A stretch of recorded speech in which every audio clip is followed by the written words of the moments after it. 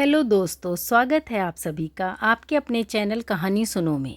आज कहानी सुनो में लाई हूँ दिल को छू लेने वाली एक कहानी, माँ की आखिरी इच्छा। दोस्तों आइए चलिए सुनते हैं एक बहुत ही भावपूर्ण कहानी जो एक माँ के लिए है। तो चलिए।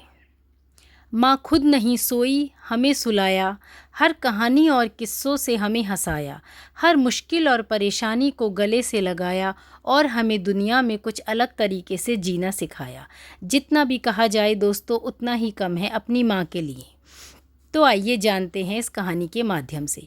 आइए आपको एक कहानी सुनाती हूँ, शायद ये कहानी सुन के आपकी आंखें भी भर जाएं, क्योंकि इस कहानी में एक माँ ने अपने बेटे से अजीबो-गरीब अपनी एक आखिरी इच्छा की फरियाद की। तो आइए जानते हैं क्या है वो उस माँ की फरियाद। चलिए। एक बार एक बूढ़ी माँ को उसके बेटे ने एक वृद्ध आश्रम में ले जाकर छोड़ा। इस माँ का ये वही इकलौता बेटा था जिसके लिए इस माँ ने जीवन भर संघर्ष किया। इस बेटे के लिए वो सब कुछ किया जो एक माँ को करना चाहिए या एक माँ कर सकती है, और आज भी अपने बेटे को किसी भी तरह की परेशानी ना हो इसलिए आश्रम में रहने के लिए भी तैयार हो गई।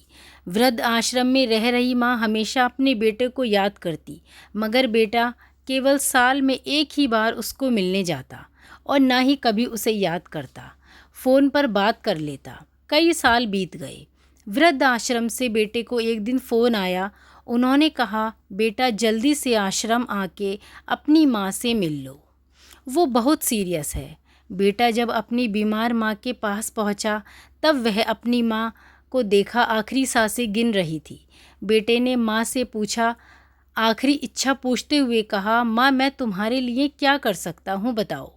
माँ ने कहा, बेटा इस आश्रम में गर्मी और मच्छर बहुत हैं, यहाँ पर कुछ पंखे लगवा दो।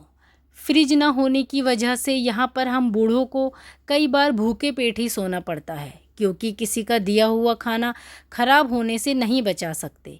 तो इस आश्रम के लिए एक दो फ्रिज भी खरीद कर ला देना।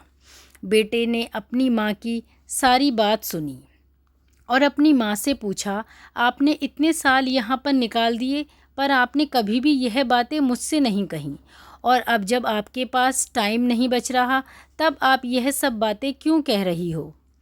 माँ ने इस बात का बेटे को जवाब दिया, बेटा मैंने गर्मी, भूख और पीड़ा सहन कर ली, लेकिन मुझे पता है जब तेरे बच्चे तुझे यहाँ पर छोड़कर आएंगे तब तू यह सब सहन नहीं कर पाएगा। इसीलिए तेरी सुविधा के लिए मैं तुझे यह सब लगवाने के लिए कह रही हूँ। धन्यवाद मित्रों। कहानी पसंद आई हो तो लाइक और शेयर ज़रूर करें। तो दोस्तों आपने जाना कैसे जो उसने अपनी माँ के साथ किया, कल को माँ को ये चिंता हुई कहीं ये उसके बेटे के साथ ना हो। तो दोस्तों हमारी कहानी को शेयर करना